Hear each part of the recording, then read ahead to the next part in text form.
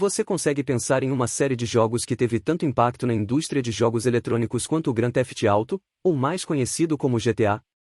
Pode-se caracterizar esse impacto como grandioso, mas o GTA nem sempre foi o que é hoje, na verdade é extremamente diferente, pelo menos visualmente, mas com algumas mecânicas notáveis desde quando foi lançado em 1997. Os jogos em si eram muito diferentes naquela época e você poderia dar créditos ao GTA por isso, pelo menos parcialmente, e hoje a Game Hive quer levar você em uma viagem pela evolução de GTA.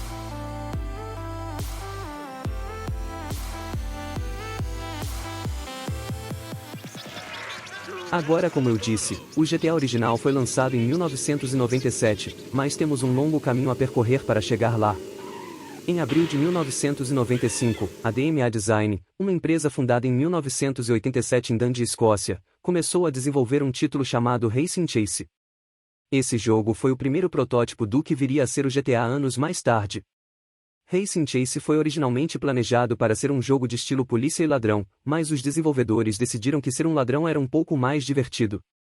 As ideias de jogabilidade geralmente permaneceram um pouco as mesmas, no entanto, se você ver os primeiros esboços do jogo, perceberá que eles acreditaram que este seria um estilo de jogabilidade muito divertido.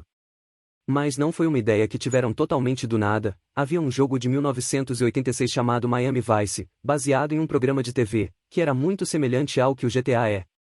Era um jogo que teve críticas das mais diversas e a maioria das pessoas foram muito duras, tanto com os gráficos quanto com as mecânicas ruins de jogabilidade. Além disso, você só podia sair do carro em prédios específicos onde as coisas estavam designadas para acontecer, e certamente não era o que você chamaria de um jogo de mundo aberto. O jogo mantinha a ilusão de um pouco de liberdade, mas na realidade você só podia fazer coisas em determinados momentos e lugares, caso contrário você estava apenas dirigindo sem rumo, o que em um jogo de 2023 se qualificaria como mundo aberto. Mas em 1986 literalmente significava que você podia apenas seguir em 8 direções sem nada acontecendo. Mais notavelmente, você estava jogando no papel da polícia, já que Miami Vice era um programa de TV policial. Gary Payne, diretor criativo da DMA Design, citou o jogo Elite como uma grande influência também. Elite é bastante diferente de GTA, mas ele acreditava que estruturalmente eram muito semelhantes. Você assumia missões, embora em GTA seja de uma maneira diferente em um ambiente muito mais realista, mas a equipe acabou sendo inspirada por essa série também. A concepção original para criar o GTA, a ideia, o propósito, era produzir um jogo viciante e rápido de corrida e colisão de carros em modo multiplayer que usasse um método gráfico novo. O GTA original era tecnicamente um jogo 2D renderizado em 3D, o mapa era modelado em 3D, mas a câmera era fixada em um ângulo de cima para baixo, também conhecida como câmera de visão aérea. Os personagens e carros eram todos em forma de sprites. Nesse sentido, definitivamente era uma apresentação gráfica nova, indo muito mais longe do que realmente precisava para se distinguir visualmente de outros jogos. Se não houvesse elemento 3D, você provavelmente poderia argumentar que era como qualquer outro jogo de câmera de visão aérea fixa com carros. Há uma quantidade exorbitante de jogos como esses ao longo dos anos e GTA certamente não foi o primeiro. Mas mesmo do ponto de vista visual, ele era único. Descrever a jogabilidade seria muito semelhante à jogabilidade do GTA de hoje, no entanto, obviamente ele operava de maneira muito diferente devido à diferença de perspectiva e à tecnologia da época. Mas essencialmente você roubava carros, aparecia em lugares, aceitava missões de chefes do crime e ganhava dinheiro. E você podia ouvir rádio enquanto fazia isso. Toneladas de estações de rádio diferentes com uma variedade de músicas coloriam sua experiência no jogo, e na minha opinião, realmente tornavam o jogo muito mais interessante do que seria sem elas. O GTA original acontecia em 3 cidades, Liberty City, Vice City e San Andreas. Liberty City sendo Nova York, Vice City sendo baseada em Miami e San Andreas sendo partes da Califórnia e Nevada. Obviamente, ao longo dos anos os desenvolvedores continuaram muito comprometidos com essas localizações, e gostam de atualizá-las em cada geração do GTA. O GTA original deveria ter um tempo de desenvolvimento de 4 anos, mas na verdade foi produzido em pouco mais de um ano, o que é bastante impressionante. O jogo originalmente seria lançado para MS-DOS, Microsoft Windows, PlayStation, Game Boy Color, Sega Saturn e Nintendo 64. Chegou a todas essas plataformas exceto o Sega Saturn e Nintendo 64. A versão do Sega Saturn estava planejada para ser lançada junto com a versão do PlayStation 1, mas o Sega Saturn não era muito popular, então decidiram não lançar. No entanto, o jogo para Game Boy Color foi lançado, e isso foi bem notável porque eles conseguiram colocar todo o jogo nele. Ele foi censurado um pouco por ser um jogo adulto em uma plataforma infantil, mas o mapa inteiro é preciso em relação à versão original do PC mesmo que não seja em 3D, o que é bastante impressionante. A maioria dos jogos para Game Boy eram versões abreviadas porque não era possível colocar o jogo inteiro no Game Boy Color, mas eles conseguiram fazer isso. Os próximos jogos usaram o mesmo motor do jogo original do GTA, mas tinham uma diferença notável.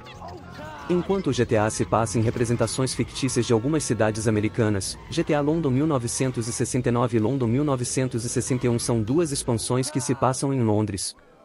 Isso não significa que há um mapa de Londres transferido para o motor do jogo, eles não são completamente precisos mas se parecem com Londres, ou pelo menos era essa a ideia. Não foram adicionados elementos de jogabilidade, mas ambos apresentam muito humor às custas dos britânicos incluindo o uso pesado de gírias estereotipadas da zona leste de Londres, e tem até um personagem parecido com o James Bond. GTA 2 foi lançado no mesmo ano em 1999 e mudou a localização para um lugar fictício chamado Anywhere City. É uma metrópole ligeiramente retrofuturista e as configurações são bem diferentes. Existem 7 gangues diferentes e as mecânicas foram um pouco atualizadas. Por exemplo, salvar. Você pode salvar o jogo em outros pontos do mapa, em vez de apenas no final de cada nível. Eles também aumentaram muito a atividade dos pedestres, onde NPCs, dependendo de quem são e de quem estão perto, podem se envolver em brigas. Existem outros criminosos, incluindo ladrões de carros e assaltantes, e as pessoas até usam táxi. Também foram introduzidas missões paralelas em GTA 2, como por exemplo se tornar um motorista de táxi, ônibus ou caminhão. Também em GTA 2, ambulâncias começam a aparecer quando as pessoas estão feridas. Você pode roubar essas ambulâncias e basicamente causar mais caos. No entanto, as críticas para o GTA 2 foram um pouco mais diversas do que as originais. As pessoas não ficaram muito impressionadas com os gráficos que essencialmente não mudaram, eles eram um pouco melhores mas não de forma perceptível. Ao mesmo tempo, uma complexa série de ações empresariais havia colocado a DMA Design como propriedade de várias empresas diferentes ao longo de 2 anos. Entre GTA 2 em 1999 e GTA 3 em 2001, a DMA Design passou a ser de propriedade de uma empresa que tinha acabado de mudar de nome para então, Rockstar Games, que também havia sido recentemente vendida para Take-Two Interactive. Mas dado as críticas mistas do GTA 2, a DMA Design sabia que precisava fazer algo maior para o GTA 3. Então eles optaram por fazer o jogo em 3D completo e optaram por fazê-lo no PlayStation 2. Na época o PlayStation 2 era o console mais popular e capaz de algumas coisas muito legais. A DMA decidiu usar o renderware, que é essencialmente algo entre uma API e um motor de jogo, visando tornar o desenvolvimento no PlayStation 2 um pouco mais fácil. Muitas pessoas o chamavam de DirectX da Sony. O que eles descobriram ao projetar o mundo em 3D do GTA 3 foi que era completamente impossível encaixar o jogo em 32 MB, que é o quanto de memória RAM que o PlayStation 2 tem. Para aqueles que não são familiarizados, a razão pela qual isso é significativo é porque geralmente os dados são copiados na RAM onde são executados. Como a DMA decidiu que queria que a ambientação do jogo parecesse muito mais variada do que os jogos típicos da época, eles descobriram que simplesmente não podiam fazer dessa maneira. Não conseguiam copiar dados para a RAM e depois executá-los. O processo de carregamento normal do jogo simplesmente não funcionaria para o GTA 3. Portanto optaram por transmitir dados do DVD e executá-los diretamente de lá. Isso permitiu essencialmente que não houvesse tela de carregamento. Agora, isso não significa que não havia carregamento, o carregamento acontecia, por exemplo quando você dirigia um carro no jogo, os dados, a geometria ao seu redor, NPCs, inteligência artificial, realmente tudo estava sendo transmitido do disco em vez de ser copiado para a RAM. Mas o código executável principal era copiado na RAM porque transmitir isso do disco tornaria incrivelmente lento e isso seria ruim. Mas a maioria dos dados eram transmitidos. Obviamente, isso significava uma taxa de transferência de dados mais lenta, mas a compensação foi que eles conseguiram fazer um jogo que refletia realmente a escala e diversidade de ambientes que eles originalmente pretendiam. Muitas coisas apareciam na tela apenas depois que seu personagem aparecia em uma área, mas isso realmente não incomodava ninguém. Funcionou muito bem e parecia bastante natural enquanto você jogava o jogo, além disso ao se mover de uma área para outra, não havia carregamento. Muitos dos elementos de jogabilidade eram basicamente aqueles que já haviam aparecido antes, mas eram realmente feitos com muito mais detalhes. As missões tinham muito mais diversidade do que nos dias de câmera aérea fixa, porque havia muito mais jogabilidade e mobilidade disponível. Os personagens pareciam mais interessantes porque podiam se mover e eram realmente animados com captura de movimento, e talvez a coisa que mais se destacou no jogo foram as estações de rádio. Sim, as estações de rádio apareceram nas encarnações anteriores do GTA, mas nada parecido com o GTA 3. As estações de rádio eram todas tratadas como estações de rádio reais, com suas próprias identidades e com listas de reprodução muito críveis e com DJs reais que foram contratados para criar as rádios do jogo. Com um protagonista que não falava, mas uma trama que realmente funcionava, GTA 3 parecia viver um filme policial, especificamente um que envolvia a máfia, e embora a narrativa fosse bastante minimalista, parecia crível o suficiente para você querer continuar a descobrir o que estava acontecendo. Agora, não estou dizendo que foi algum enredo mágico e maravilhoso que impressionou todo mundo, mas esse tipo de narrativa ainda era realmente impressionante. Nos próximos 2 anos, a DMA Design foi renomeada para Rockstar North. GTA Vice City foi construído com a mesma tecnologia e incluiu algumas mecânicas novas, a mais notável das quais era a compra de empresas, e em alguns casos apenas prédios para funcionar como esconderijo. Esse elemento de gerenciamento de propriedades realmente permitia que você sentisse que estava realmente tomando conta da cidade, você não estava apenas completando missões em troca de dinheiro, estava construindo um império. O ator Ray Liotta, famoso por estrelar em filmes de gangues, era a voz do protagonista do jogo. Como Tommy Vercetti, protagonista do jogo, você tem que navegar por uma trama semelhante à de GTA 3, exceto por ser mais parecido com o filme Scarface, e vista através da lente da epidemia de crack dos anos 80.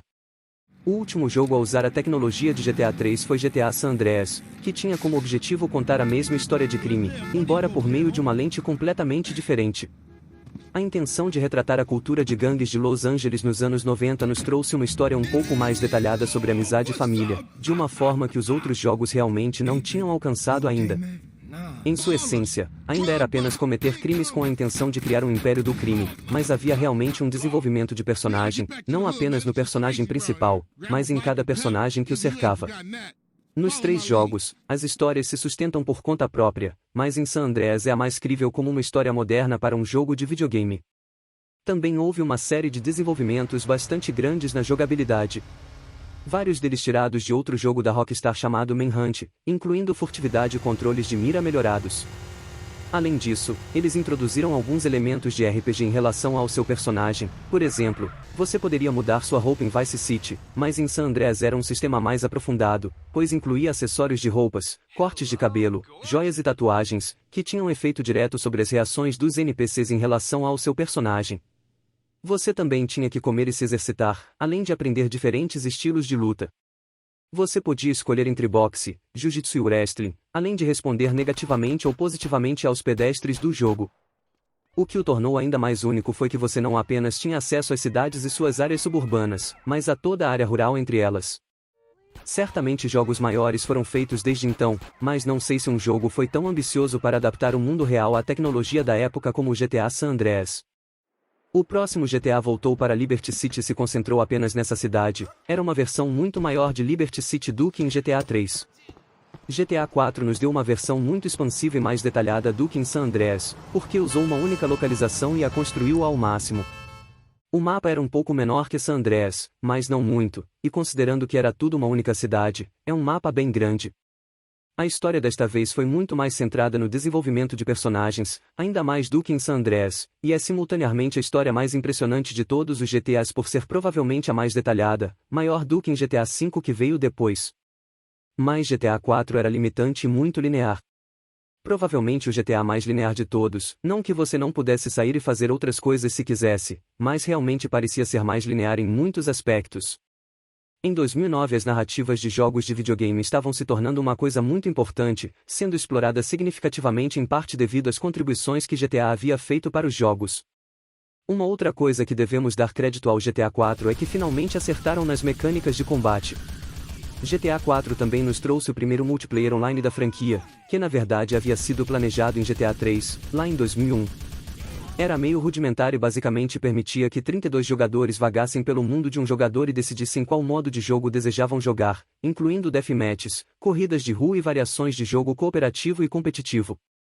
Um ano depois, GTA Chinatown Wars estava em algum lugar entre o antigo e o novo, com uma perspectiva de câmera aérea e um estilo de jogo que seguia você de uma forma semelhante à câmera em terceira pessoa dos títulos mais recentes, mas parecia muito mais semelhante aos GTAs antigos. GTA Chinatown Wars trouxe uma mecânica diferente na pontuação das missões, informando quão bem você completava os objetivos. Essa mecânica foi transferida para GTA The Ballad of Gay Tony, que foi uma expansão para GTA 4. Entre essa expansão e a segunda expansão, Lost and Redeemed, ao longo de um ano eles basicamente colocaram Vice City San Andreas na mesma cidade, entregando 3 histórias radicalmente diferentes. Imediatamente após o desenvolvimento dessas expansões, a Rockstar começou a trabalhar em GTA V. GTA V é a culminação de tudo o que eles vinham trabalhando durante todos esses anos na franquia. Muitas coisas diferentes se juntaram em GTA V para criar essa enorme experiência multimídia, que é difícil descrever como apenas um jogo de videogame. Não é um simulador de crime, não é um simulador de carros, não é um simulador de tiros, não é uma narrativa profunda que tem muitos ângulos diferentes conforme ela progride, é tudo isso e muito mais. GTA V transita entre 3 personagens diferentes em 3 áreas diferentes, e com 3 histórias diferentes onde todas se interconectam, cada um deles tendo habilidades especiais diferentes e atuações impecáveis.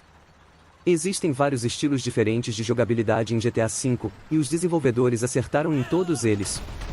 É uma engrenagem que opera de maneira incrivelmente eficiente, não apenas na soma de suas partes, mas em cada uma das partes individualmente. E além disso, eles criaram um sistema multiplayer que essencialmente funciona com sua própria economia discreta, e não com microtransações e aquelas besteiras, há uma bolsa de valores nele, há territórios, há dinheiro a ser feito. São coisas com as quais os jogadores sonharam há décadas. De muitas maneiras, pode-se dizer que GTA V realizou muitas das coisas que os jogadores pediram ao longo dos anos, que seriam realmente legais se pudessem ser feitas em um jogo de videogame. Você consegue imaginar o que vai acontecer quando o GTA 6 for lançado? Eu acho que eu vou enlouquecer. Que tal especularmos um pouco na seção de comentários? Se você gostou deste vídeo, por favor clique no botão de gostei, e se ainda não é inscrito, agora é um ótimo momento para se inscrever. Publicamos novos vídeos todas as semanas e a melhor maneira de vê-los é através da sua inscrição. Agradecemos muito por assistir este vídeo, até a próxima.